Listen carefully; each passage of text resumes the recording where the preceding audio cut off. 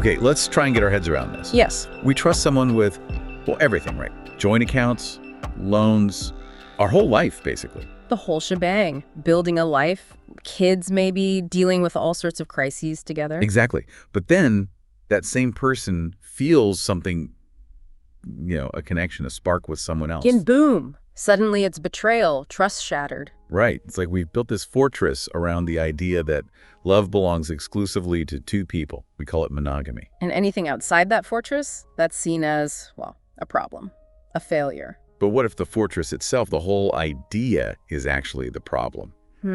That's a powerful question. Maybe it's less about can we love more than one person? Because, think about friends, family. We clearly can love many people. Yeah, that's true.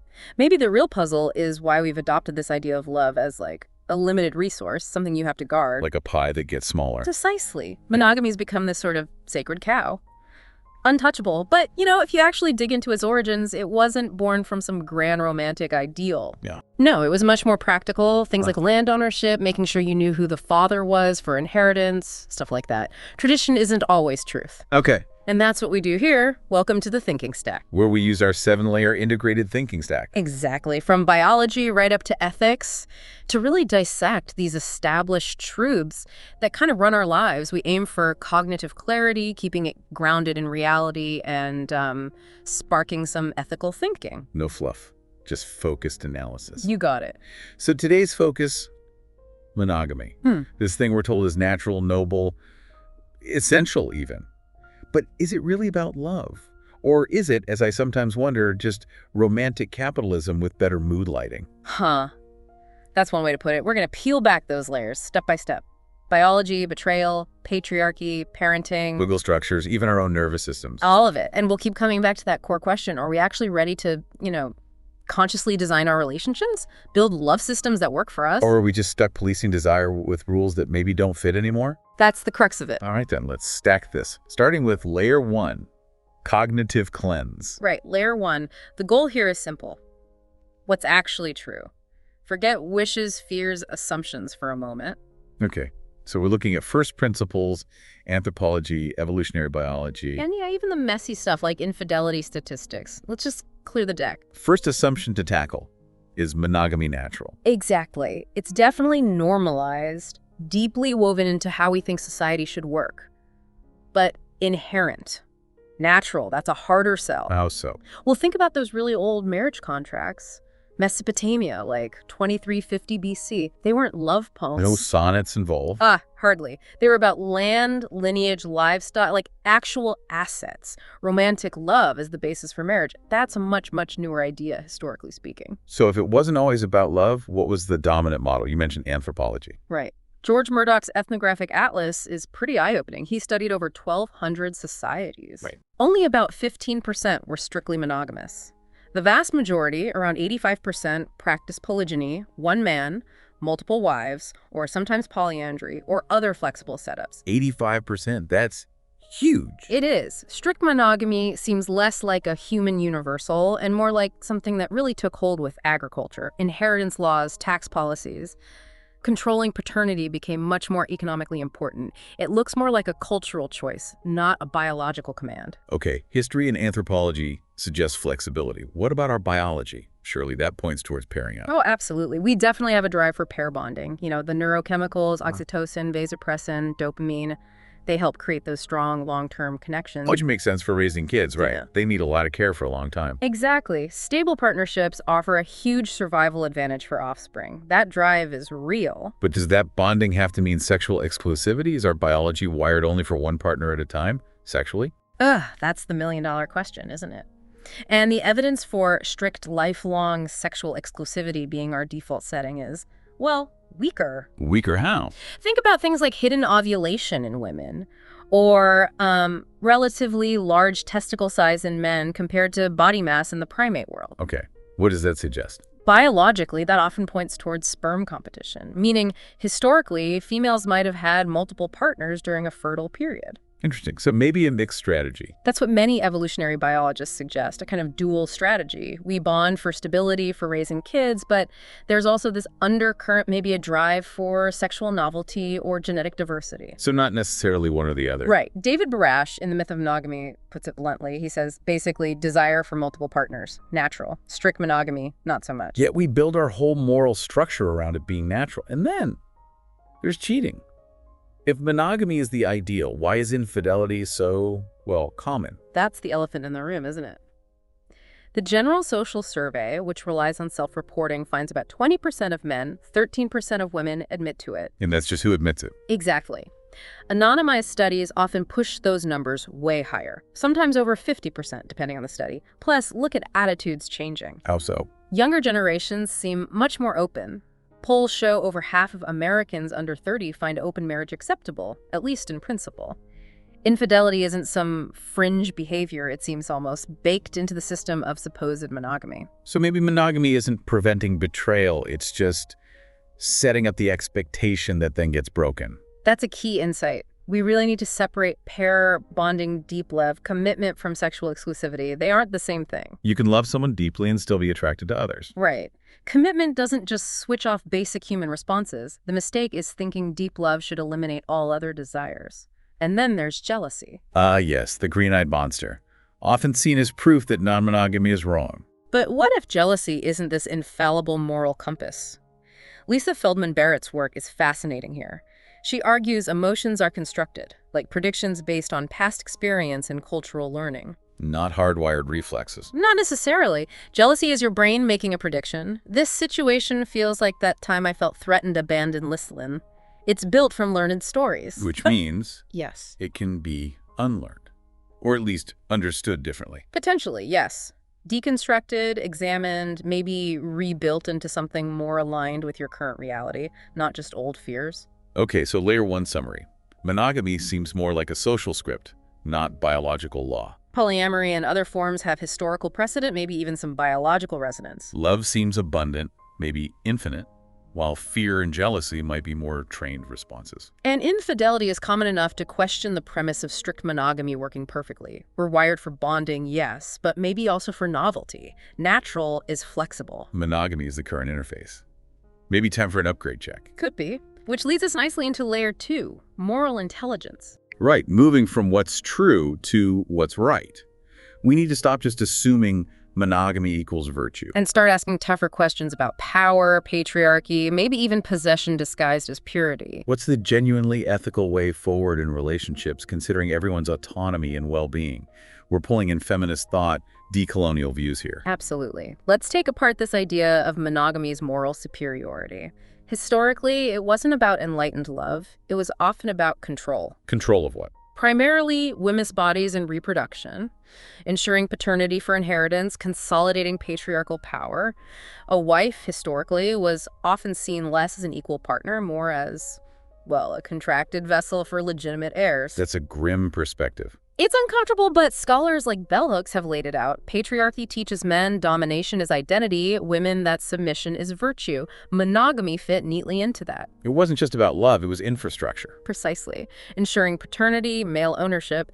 And this model was exported globally through religion, colonialism, capitalism. Yet you can't ignore how it was often imposed on other cultures with different kinship systems, right? Those were often labeled immoral. Exactly. So the moral high ground claimed by monogamy is complicated by its history of domination.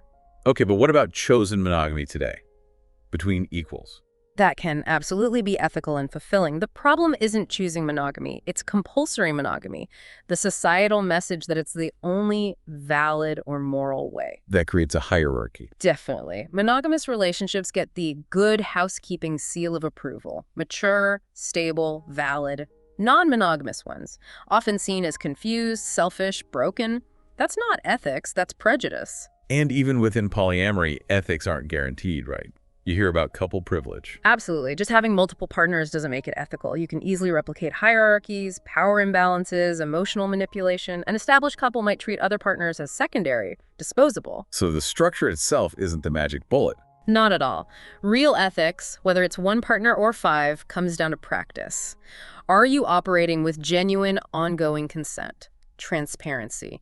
Are you mindful of power dynamics? Are you avoiding possessiveness? That's the real dividing line, honesty versus assumption. I think so. Monogamy often runs on assumed fidelity, whereas ethical polyamory demands explicit honesty and negotiation. And let's not let monogamy off the hook. Ethically, those high infidelity rates suggest a system where honesty is often sacrificed. So ethical practice is key. Regardless of the number, polyamory just forces you to be more intentional about it. It often does because the societal defaults aren't there to rely on. You have to build the agreements consciously. Morality isn't about following the default script. It's about clarity, consent, and respecting autonomy. If love doesn't include freedom, maybe it's just ownership with good PR. Okay, so if we move beyond individual ethics, layer 3, systemic foresight. What happens if society actually tried to accommodate polyamory more openly? Right. This isn't just personal choice anymore. It's about the societal infrastructure. Our whole system runs on the assumption of couples. Marriage, inheritance, custody, healthcare. Everything. What happens to that infrastructure if you challenge the dyad? Imagine 3 people co-parenting, sharing a mortgage, or 5 partners trying to navigate hospital decisions. The current legal system just isn't built for that, is it? Not even close. Hospitals, insurance, custody battles, who gets recognized, who has rights.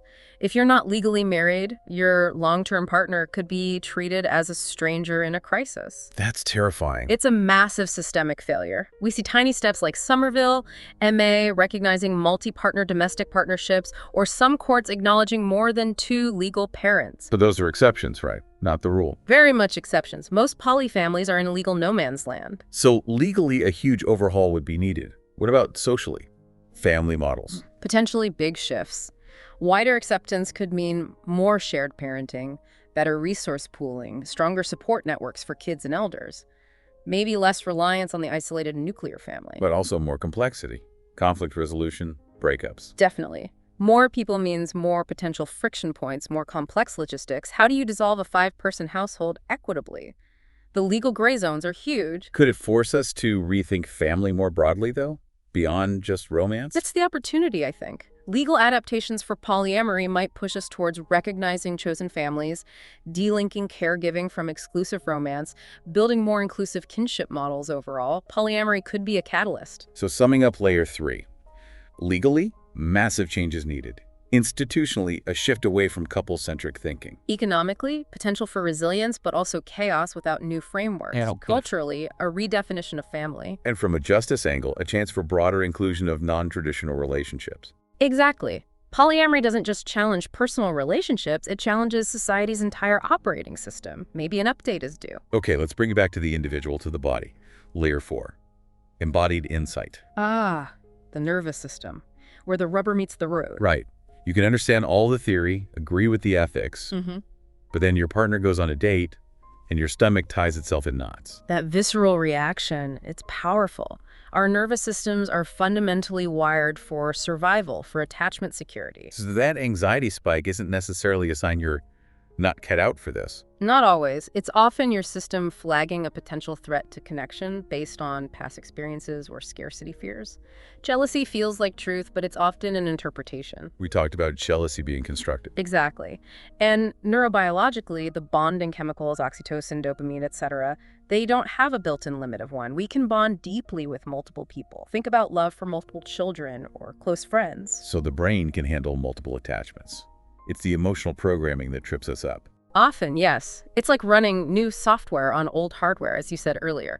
Polyamory can really turn up the heat on old wounds, insecurities, attachment issues that might lie dormant in monogamy. Because you can't just default to restricting the partner. Right. You often have to confront the feeling itself, explore its roots, develop new coping strategies. It demands serious emotional heavy lifting. Is that where compersion comes in? Feeling happy for your partner's happiness with someone else? Yes. And research suggests it's not magic. It's linked to things like mindfulness, emotional regulation, distress tolerance.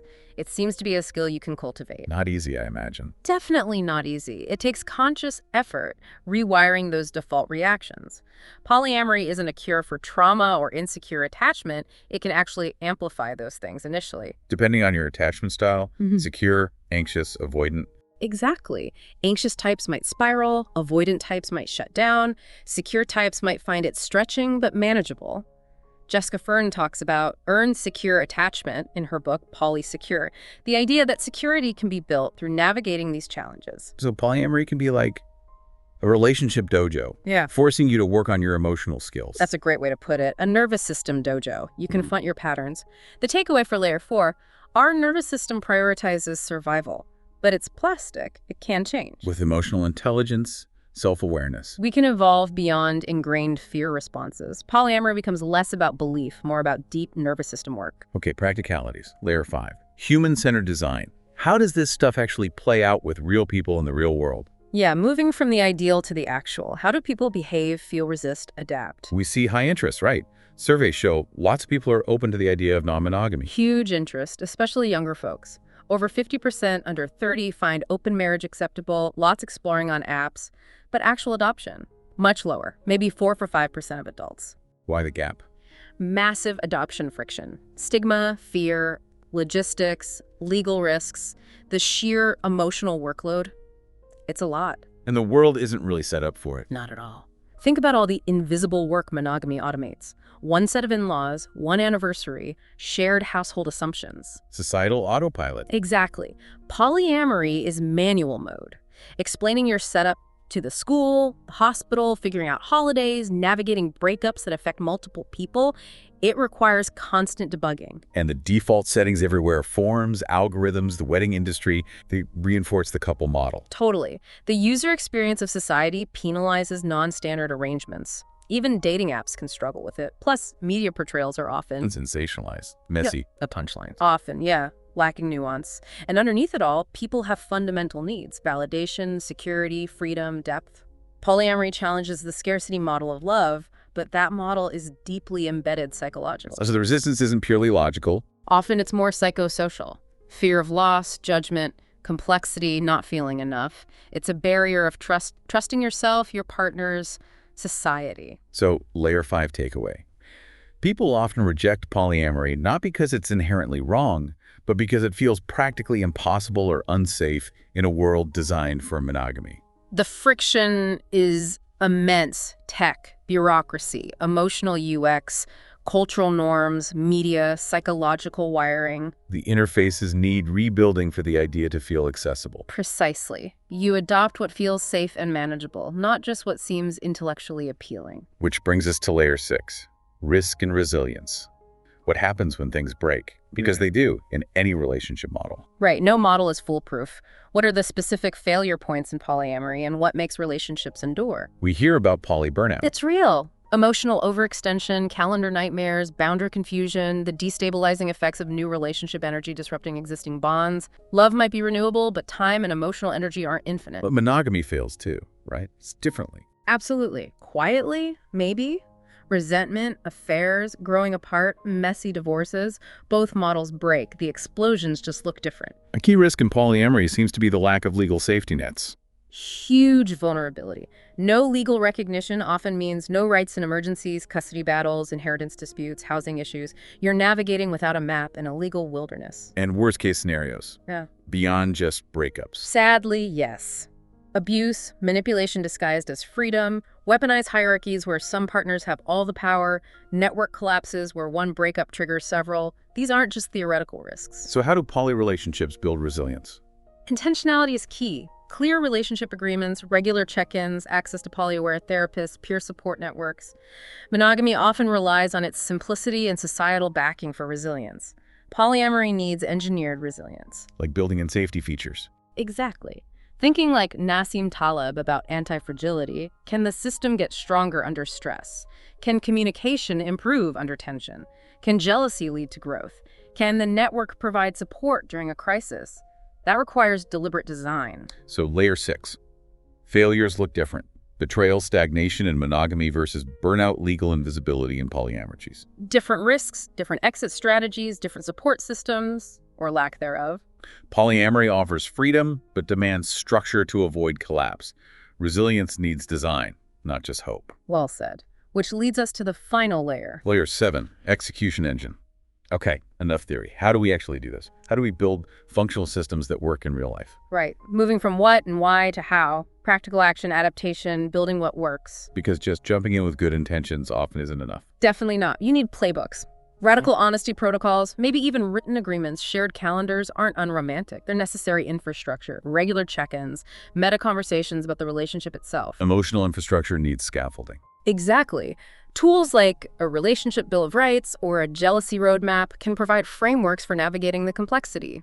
Intimacy needs structure to thrive, especially complex intimacy. And legally, what's the execution there? Ongoing advocacy.